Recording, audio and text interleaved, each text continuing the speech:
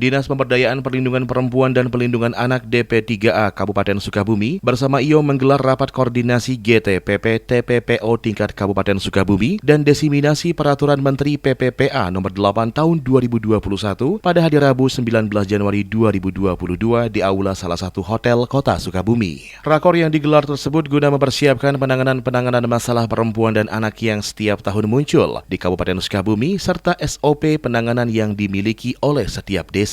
Menurut Bupati Sukabumi Marwan Hamami mengatakan, dari rakor ini diharapkan bisa menjawab persoalan yang ada di Kabupaten Sukabumi karena untuk menghilangkan tidak mungkin, apalagi dengan kondisi ekonomi, kondisi pandemi COVID-19.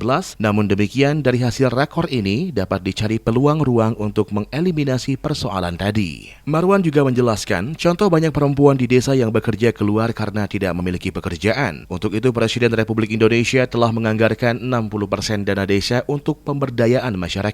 Akan tetapi kadang-kadang kepala desa tidak paham juga dan hanya ke infrastruktur. Untuk itu dengan pemberdayaan tersebut dapat mengantisipasi agar mereka tidak bekerja keluar.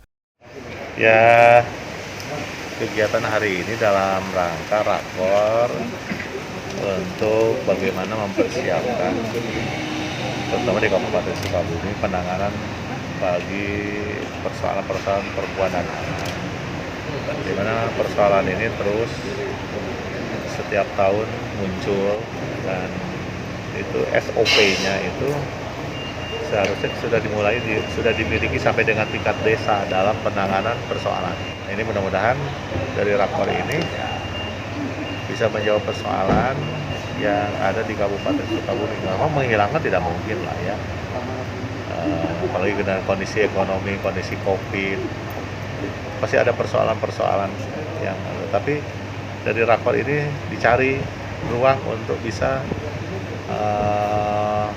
mengeliminasi persoalan tadi.